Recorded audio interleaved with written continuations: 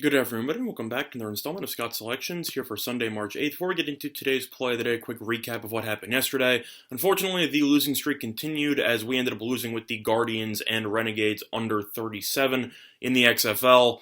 Kind of frustrated with myself because I thought about giving out the first half under also, but I didn't end up doing that. First half under was at 18.5. Score was 6-6 at the half. Live in-game was about 30 or so. Then the Guardians scored a touchdown on the opening drive of the second half. Not that big of a deal. Both teams couldn't really move the ball that much. Then the Renegades punted, and the Guardians had 1st and 10 at their own 20-yard line in a game where pretty much neither team did anything for the first, I'd say, 35 minutes or so, give or take. And then you had an 80-yard touchdown, a pick six, and then the following kickoff return for a touchdown.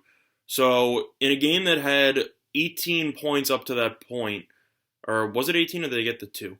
I don't know, either or, they had about 20 points maybe through 2.5 quarters, and then you had 3 touchdowns in the span of less than a minute, and we ended up losing, and then with 3 points the rest of the way. Either or, pretty unfortunate. The live in total was roughly 7 points less than what we got it at, and then the line ended up going over and ended up going to 42. So that was pretty unfortunate just based on how game flow was working.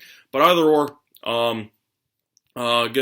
shooter's gonna shoot. We're gonna keep trying to give out some plays with some value on it, and hopefully it works out. I expect it to turn around at some point, but the only question is when that point will be. You can tail or fade as whatever you want moving forward. But for today's play, we're going to be looking at an NBA matchup between the Toronto Raptors and the Sacramento Kings. And we're going to be taking the Toronto Raptors on the road at -6, and that one is available on DraftKings at -107. Now, a couple reasons why I like the Raptors in this spot. First of all, the Raptors have been really good on the road this season, and they have been the much better team so far this season. The Raptors are 21-9 on the road, and the Kings still have a losing record at home. So the Raptors are just a much better team. They're 44-18. The Kings are 28-35. And plus, Toronto is actually getting healthier as we speak. Toronto, as some of you might have noticed, has been able to play well lately due to the emergence of Norman Powell. He's been a very solid bench player for a while in his career, but he was inserted into the starting lineup because of the injury to Fred VanVleet, and Powell ended up dropping a career high in his last game against the Warriors as he scored 37 points. Now, the reason why that is important is because of the fact that Fred VanVleet and Marc Gasol are probably going to be playing in this game. It's not official or anything, but there have been reports that Fred VanVleet and Marc Gasol both have a decent chance of actually playing, which should improve the depth that Toronto has both in the front court and the back court, which I think will pay serious dividends. Plus, the Kings are also coming in off of playing last night, so fatigue should play a bit of a factor as they ended up having to play Portland on the road in their last game. Yesterday, they did win that game, but it was in Portland, so they do have to travel back to California. Meanwhile, Toronto, despite the fact that they ended up playing on, when was it? It was Thursday. They played Thursday night, I believe. They played Thursday night, and they haven't played since. Plus, they played their last game in Golden State, so they already were in California, so they didn't even have to travel. So Sacramento actually had to do more traveling than Toronto did for this game, which I think should pay off for Toronto. But at the end of the day, I think Sacramento will run out of gas in the second half as they had to play it was pretty much a blowout for the majority of the game, but all of the starters, including Healed off the bench, had to play at least 20-something plus minutes, and Toronto is one of the best benches in the entire league. So I think that Sacramento is in danger of potentially getting run off the court on their home court in the second half once fatigue starts to set in. Toronto has the ability to plug and play players. You have Terrence Davis off the bench. You have a couple solid scorers. Powell might move back to the bench with VanVleet potentially back in the lineup. And based on that, I just think Toronto has too many weapons. So for me, I think this game will be close for maybe a half or so, but I think Toronto will blow the game open in the second half, and I think that -6 is a solid line. Money has come in on Toronto. They open up at 5.5, up to 6, even available at 6.5 in some spots offshore. I think more money will come in on Toronto closer to tip-off. But for me, I think Toronto just overall is the better team. They're the more rested team, and they're finally getting healthy and getting some key pieces back. So for me, play of the day for Sunday, March 8th, is going to be on the Raptors -6. Once again, though, been in a bit of a slump. If you want to tail, you can. If you want to fade, you can. Up to you. But either or, that's going to be the play of the day. Now, looking at the rest of the NBA card first, I'll give up my leans on those. You have a couple of games that are about to start in about 15 minutes or about in less than an hour or so. So I'm actually going to skip those because there's not really any point in going over them. But starting with the rest of the card from 6 p.m. onward, I'm going to lean to the Rockets -8 here against Orlando. I'm aware that Houston's been playing some terrible basketball lately, and they got embarrassed yesterday on the road against Charlotte. But Westbrook did not play in that game.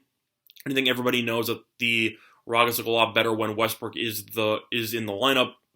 I think Westbrook's been the best player on the Rockets all year long. Harden, even though he puts up a lot of points on the foul line, he's been pretty disastrous at times, and he had a famous quadruple-double yesterday with 10 turnovers, so congrats to him. But Orlando just simply doesn't have the firepower offensively to keep up with Houston, especially with Fournier out of the lineup. Fournier's been injured for a couple of games. He's going to be out for a while, but they already played once this season. I watched it, and Houston just was too much to handle for Orlando. I believe Harden had 50-plus in that game, if I'm not mistaken, and they won on the road by about 26.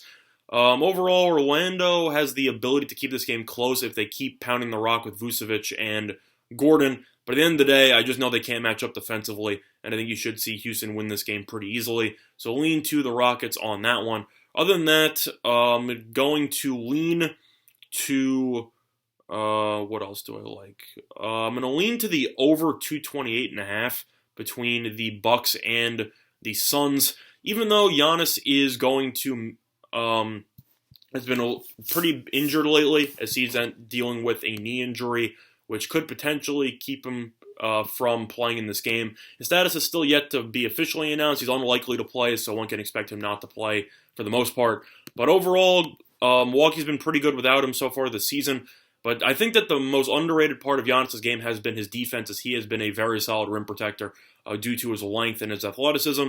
So I think with him out of the lineup, I think you should see Phoenix get more open shots. And even though Milwaukee will be without its best player, Middleton has stepped up in these spots before. Phoenix plays at a fast pace. I think you should see Ayton have a solid game. I think Booker will have a solid game. I think that Middleton will have a solid game, etc. And there has been a lot of line movement on the over in this game, so I think you should see this game get into the 230s. Lean to the over on that one. Other than that, though, pretty much it for my NBA thoughts for today. The San Antonio game is interesting because they're currently being bet down from 5 to 4.5. Aldridge's injured, though. I watched them play against the Nets on Friday. That team looked awful, and they got run off the floor by about 20-something points. This team can't guard anybody, but I question how much fatigue will play a factor for Cleveland since they had to play Denver last night, so that remains to be seen. But either or, those are my thoughts on the NBA card. Now, looking at college basketball, decent amount of games already started, pretty limited card. You have a couple of conference tournaments going on. I'm going to lean to Wofford -1. I find this line very fascinating against Chattanooga. Wofford's lost each of the two regular season meetings against Chattanooga, but yet Wofford has been bet up from Pick'em to -1.5. Wofford coming off a very impressive win against Furman yesterday in an upset, and I like the way that they've been playing. I'll lean to Wofford. I think that line is pretty fascinating. I think you should see Wofford get the job done. Other than that, what else do I like? Sorry, just looking around on the card here. Most of the games are daytime games, so I'm not really going to talk about them. I'm going to lean to Northeastern, though, -2 against Towson.